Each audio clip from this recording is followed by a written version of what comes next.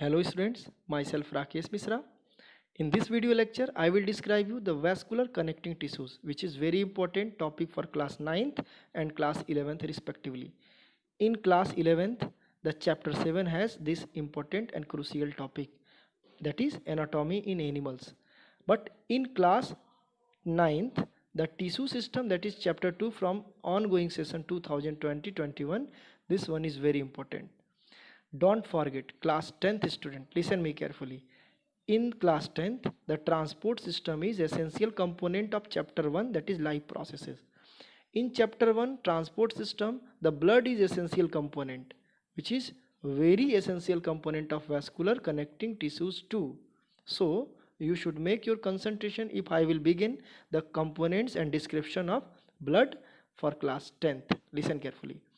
Now, as you all know, the overall animal tissues are maybe the millions in numbers.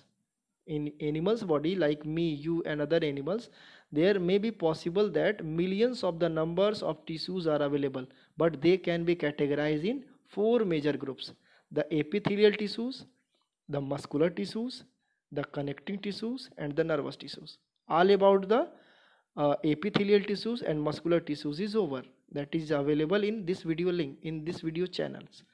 But the connecting tissues is going on, and you all know the connecting tissues are basically categorized in three major groups: the proper connecting tissues, skeletal connecting tissues, and vascular connecting tissues. Proper connecting tissues and skeletal connecting tissues is over. The video description are available in the channels. So if you are not familiar with the word, if you have no any idea regarding the proper connecting tissues and skeletal connecting tissues, move that links and watch carefully. Now back to the vascular connecting tissues. As you all know, vascular means everything that can flow from one part of the living body to another part. And blood has the property. Blood can be flow from one part of the body to another part and carry oxygen, carbon dioxide, hormones, and other important nutrients. Keep in mind, so that the blood can be counted as the vascular connecting tissues. Blood may be originate from, listen, not only blood along with the lymph can also count as the vascular connecting tissues. There are so many components of blood, and all components of blood in any way arise from the bone marrow. So it is actually the part of bone marrow, that is the bone marrow in originate, that is there are so many part of uh, blood. There may be the RBC, WBC, platelets, they all are actually by any way originated from the bone marrow. Bone marrow comes from the mid of the bones, so it is bone marrow in originate. They may be different in morphology, which we'll discuss in next upcoming video lecture, but you make your concept regarding the blood is very important components of our body and very important part of our body. Blood may have the different criteria, that is blood may have the different components and the criteria that can be divided, that can be described. But keep in mind the basic key definition of blood as the connecting tissues. If you are going to describe the blood as connecting tissues, that is blood called as liquid connecting tissues, because it can flow from one part of the body to another part. The WBC, RBC, and platelets are the key major components of blood, which we'll discuss in this video lecture. Now back to the whiteboard in order to describe, back to the board in order to describe the more detail about the connecting tissues. Actually, the body fluid of whole the body is divided into two major group. That is, it has 8% blood and 92% other than blood, that is water and lymph. 92% other than blood, like water and lymph. Listen, so if you can categorize the overall liquid fluid in our body, then it may have the 8% blood and 92% water. Now back to what happened for the 8% of blood. Listen, 8% of blood is categorized into two major groups. that is plasma and hematocrit.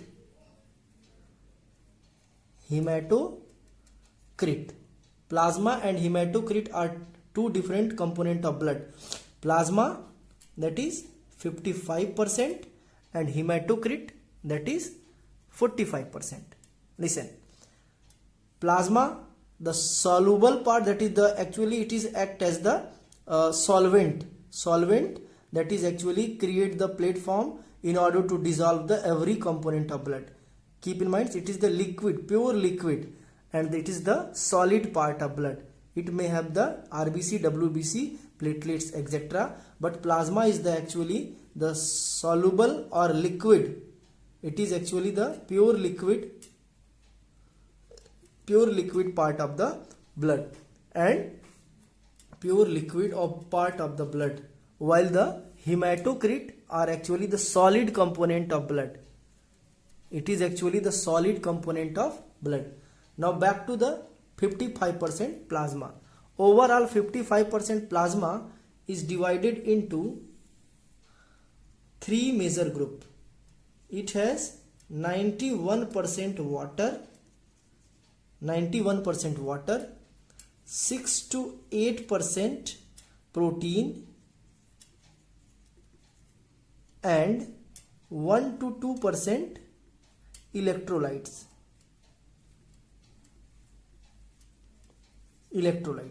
That is 91% water,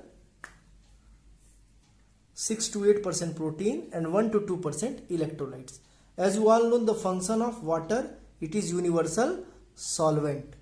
6 to 8% protein को divide करेंगे तो इसमें तीन तरह के protein आपको मिलेंगे. There are three types of protein.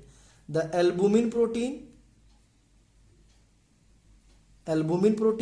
the main function of albumin protein is to create balance the osmotic pressure in our body, osmotic gradient in our body. ये सेल को ब्रस्ट होने से बचाते हैं, ठीक है, और सेल्स को सपोर्ट करते हैं. ये इसका मेन फंक्शन है एल्बुमिन प्रोटीन, और ये एग से मिलता है, ठीक है. Next, globulin protein, that help to actually provide us immunity, and it fight against diseases. और ये कहां से मिलता है? दाल से, ठीक है. Next is the fibrinogen. The main function of fibrinogen is to clot the blood. It perform the clotting factor. It form the clotting factor in our body. Listen, plasma, it is the component of plasma. Here the plasma has water, protein, and electrolytes. Protein has fibrinogen. Plasma without clotting factor fibrinogen called serum. Plasma without clotting factor fibrinogen called serum. That is without clotting factor. So you should make your note regarding the video lecture. Now back to the electrolytes. The basic key electrolytes for the body fluid, for the blood, is the albumin, the sodium ion, not albumin, it is the part of protein. Sodium ion, potassium ion, ठीक है, chloride ion, bicarbonate ion, note करते जाएंगे एक एक चीजें, and calcium ion.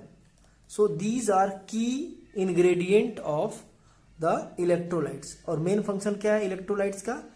That is it maintain the homeostasis. It maintain the internal homeostasis. Homeostasis क्या होता है? इंटरनल बैलेंस, ठीक है. पीएच वगैरह मेंटेन करना है, सब सारा ठीक है. सारा काम जो है कौन ले लेता है? इलेक्ट्रोलाइट्स का. Now back to the haematocrit. अब इसका डिस्क्रिप्शन कर रहे हैं. इसका पूरे का स्नैपशॉट ले लीजिए, एक बार रिवाइज कर देना है. बॉडी फ्लूइड 100% को डिवाइड करेंगे. 8% ब्लड, 92% वाटर. 8% ब्लड में क्या है? प्लाज्मा है 55%, हेमाटोक्रिट है 45%. 55% प्लाज्मा में 91% वाटर होता है, यूनिवर्सल सॉल्वेंट है, इसके बारे में बताना नहीं है। 6 to 8% प्रोटीन है, और इस प्रोटीन में कौन कौन से प्रोटीन है? Albumin, globulin, fibrinogen. एल्बुमिन का मेन फंक्शन क्या? ऑस्मोटिक प्रेशर मेंटेन करना। ग्लोब्यूलिन का मेन फंक्शन इम्यूनिटी यानी कि डिफेंस करना, और फाइब्रिनोजन का मेन फंक्शन है क्लॉटिंग। अगर प्लाज्मा में फाइब्रिनोजन ना हो, क्लॉटिंग फैक्टर ना हो, तो उसको बोलते हैं serum, SERUM, serum. Electrolytes, basic की electrolytes are sodium ion, potassium ion, chloride ion, bicarbonate ion and calcium ion, Ca positive ion 2। The main function of electrolyte is to balance the internal body parts, that is the acid and that is acid base balance. ठीक है, तो ये तुम्हारा हो गया पूरा blood का component. ठीक है, प्लाज्मा का कंपोनेंट। अब आते हैं हिमेटोक्रिट के कंपोनेंट्स पे। हिमेटोक्रिट के को अगर आप कैटेगराइज करेंगे तो इसके भी 3 बेसिक पार्ट आपको मिलेंगे। कौन कौन? RBC, WBC, platelets.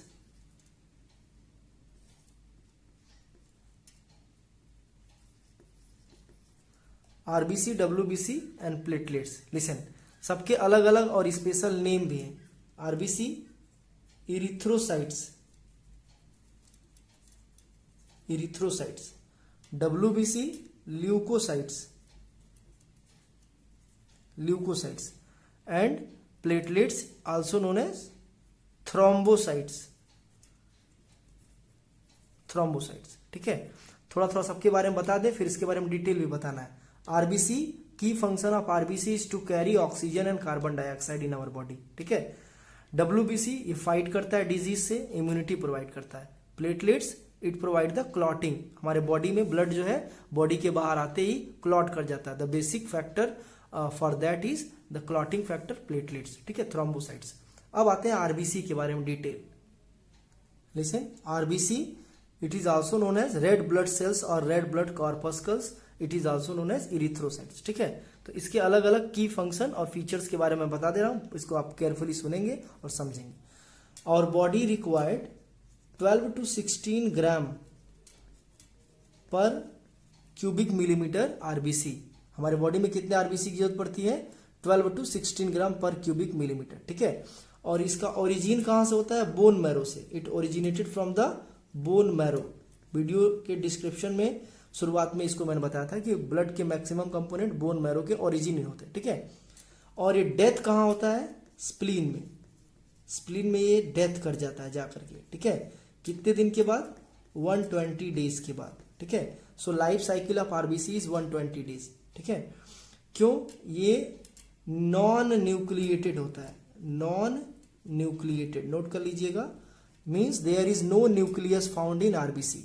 ठीक है, और ये बाई कॉनकेव होता है। बाई कॉनकेव यानी कि ये बिल्कुल एकदम डिस्क और डोनट के जैसा होता है। ठीक है, शुरुआत के डिस्क्रिप्शन में 3D डायग्राम आपको दिखाया था, तो ये बिल्कुल एकदम डोनट जैसे होता है, होल नहीं होता है यहाँ पे, बिल्कुल एक चिपका होता है। ठीक है, जैसे आप एल्पेनलीबे टॉफी खाते हैं वैसे ही होता है, लेकिन एल्पेनलीबे एक साइड से चिपका, एक साइड से मोटा, तो ये दोनों साइड से चिपका होता है। ठीक है, तो ये कुछ इसके क्या हो गए? कंपोनेंट्स हो गए, फीचर्स हो गए। न्यूक्लियस नहीं होता है, ये आपको जानना है। रेड होता है। ठीक है, इसका जो बॉडी का इसका जो कलर होता है रेड होता है। क्यों होता है? क्योंकि इसमें हीमोग्लोबिन नाम का एक पिगमेंट होता है। नोट कर लीजिए कॉपी में, haemoglobin pigments. Haemoglobin pigments are common in RBC that carry the oxygen and carbon dioxide both from one part of the body to another part. ये आपको जानना है। So basic function of RBC structure is over. Now back to the next, that is WBC और leukocyte. WBC or white blood corpuscles or leukocytes. Listen carefully. It originated from white bone marrow. It originated from white bone marrow. Features आप लिख लीजिएगा। ठीक है, heading features रहेगा। Originated from white bone marrow। और red blood cells कहाँ से? RBC कहाँ से ओरिजिनेट हुआ था? रेड बोन मैरो से। ये आपको अच्छे से समझ लेना है, जानना है। दोनों बोन मैरो से ओरिजिनेट होते हैं, लेकिन ये कहां से? व्हाइट बोन मैरो से, और वो कहां से? रेड बोन मैरो से। ये आपके दिमाग में होना चाहिए। ठीक है, इसकी जो लाइफ साइकिल होती है वो होती है 13 से 20 दिन, 13 to 20 डेज। ये लाइफ साइकिल होती है। आगे लाइफ साइकिल लिख दीजिएगा। ये न्यूक्लिएटेड होते हैं, न्यूक्लिएटेड। ठीक है, और इनका अमाउंट 6000 to 8000 पर क्यूबिक मिलीमीटर तक होता है। ठीक है, 1 क्यूबिक मिलीमीटर क्या होता है, ऐसे 1 मिलीमीटर लंबा, 1 मिलीमीटर चौड़ा, 1 मिलीमीटर मोटा एरिया आप क्रिएट कर लें ब्लड का, तो उसमें कितने नंबर ऑफ आरबीसी डब्ल्यूबीसी होंगे, उसी को कहा जाता है पर क्यूबिक मिलीमीटर। ठीक है, ये आपको अच्छे से जान लेना, समझ लेना। बेसिकली पूरा का पूरा डब्ल्यूबीसी के 2 पार्ट है, 2 कंपोनेंट है। ठीक है, कौन कौन, granulocyte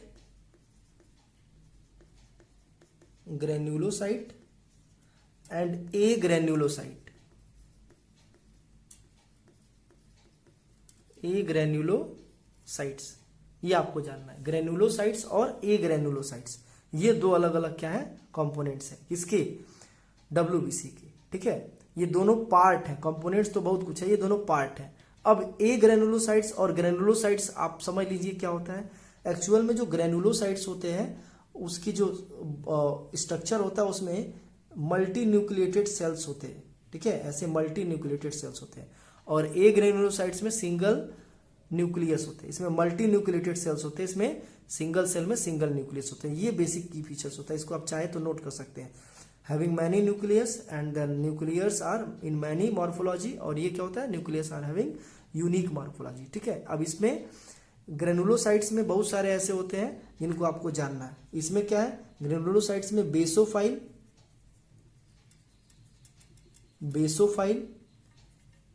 न्यूट्रोफाइल, ईओसिनोफाइल। Basophile, neutrophile, eosinophiles are the key properties, key ingredients of granulocytes. While A granulocytes has the monocytes, note करते जाएंगे, ल्यूकोसाइट्स। ठीक है, these two are monocytes and leukocytes are 2 different components of the A granulocytes. While granulocytes has the basophile, neutrophile and eosinophiles. अब इसका मैं structure बना दे रहा हूं, इसका आप डिस्क्रिप्शन में कर दे रहा हूं ताकि आपको समझ में आ जाए और डायग्राम आसानी से आप आइडेंटिफाई कर लें। Listen, granulocytes has basophils, neutrophils and eosinophils. ठीक है, अब इसके स्ट्रक्चर्स को मैं यहाँ पे बना दे रहा हूं ताकि आप इसको जल्दी जल्दी बना लीजिए। पहले हम बना रहे हैं बेसोफाइल्स। ठीक है, ये बेसोफाइल्स हो गया, ए कर लेते हैं। ठीक है, बॉडी में इसका टोटल ओवरऑल परसेंट होता है 0.5%, ये आपको जानना है। ये बॉडी में 0.5% तक होते हैं। और बेसिक इसका की जो फंक्शन होता है बेसोफाइल्स का, ये एक्चुअल में क्या करते हैं कि हमारे बॉडी में इम्यूनिटी प्रोवाइड करते हैं bye means of phagocytic action. ठीक है, ये हमारे बॉडी में क्या करते हैं, इम्यूनिटी प्रोवाइड करते हैं bye means of phagocytic action. और साथ साथ ये कुछ ऐसे केमिकल्स है जो रिलीज करते हैं जिसका नाम है, इसको आप नोट कर लीजिए कॉपी में, histamine, serotonin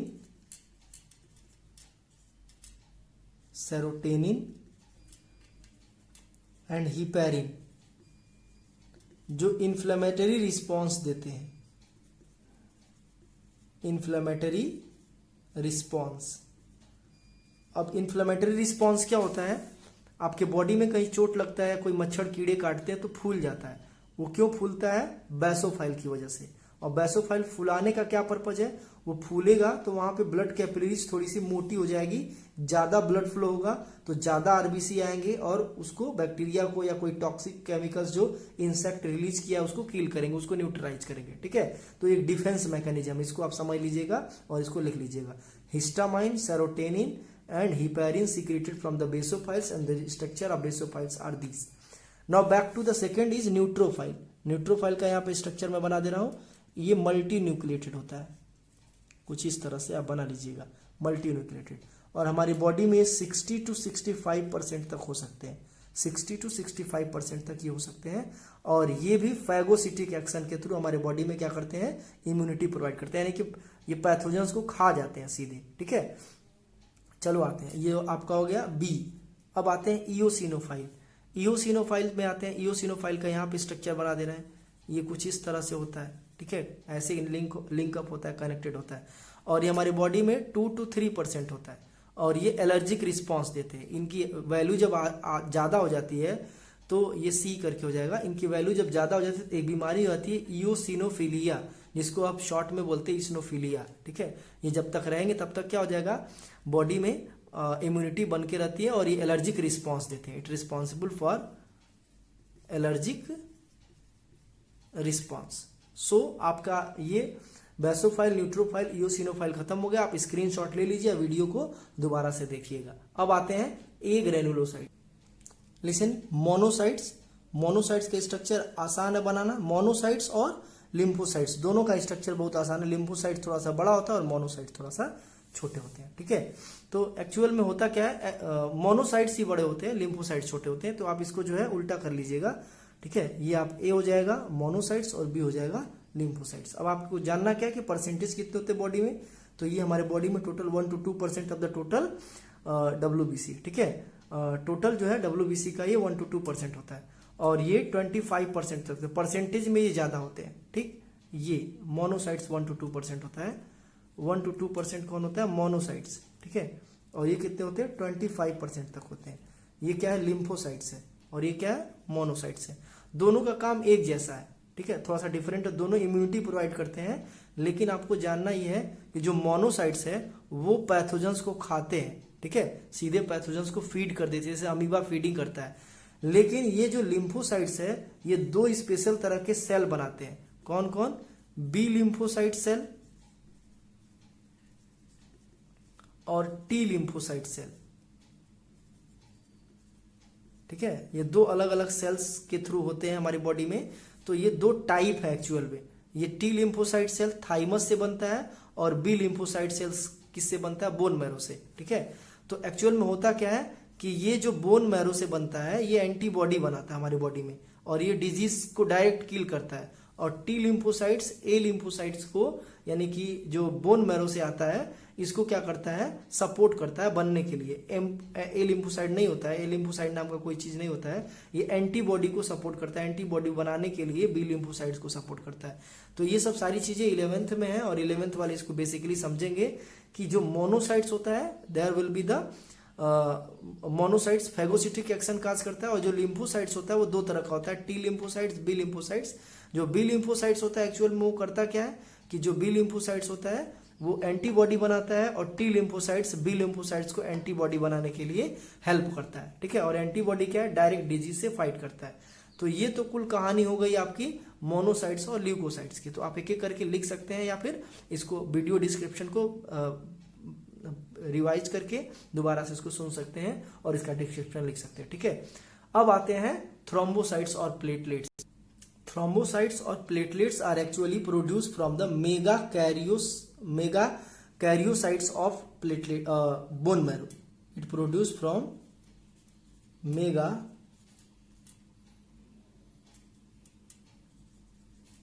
karyocytes of bone marrow. Megakaryocytes bone marrow का सबसे बड़ा सेल होता है, ठीक है। Bone marrow, megakaryocytes of bone marrow, ठीक है। It produce from megakaryocytes of bone marrow and it required 1.5 lakh to 3.5 lakh in our body each time. Below it or above it causes problems. अगर ये ज्यादा होगा तो problem हो जाएगा thrombocytosis. लिख लो कॉपी में, अगर ये ज्यादा होगा मोर देन 3.5 लाख तो एक प्रॉब्लम आ जाएगी बॉडी में, थ्रोम्बोसाइटोसिस। अगर ये कम हो जाएगा बॉडी में 1.5 लाख से कम तो क्या हो जाएगा बॉडी में, थ्रोम्बोसाइटोपिनिया। थ्रोम्बोसाइटोपिनिया, ये आपको दिमाग में रखना है, ये समझना है। तो ये दोनों इंपॉर्टेंट है, ठीक है। इन दोनों को मेंटेन करना है, इससे कम नहीं होना है और इससे ज्यादा नहीं होना है। आई होप आपको ये समझ में आएगा। बेसिक की फंक्शन क्या होता है थ्रोम्बोसाइट्स का, क्लॉटिंग ऑफ ब्लड। आप नोट कर लीजिए, ब्लड क्लॉटिंग,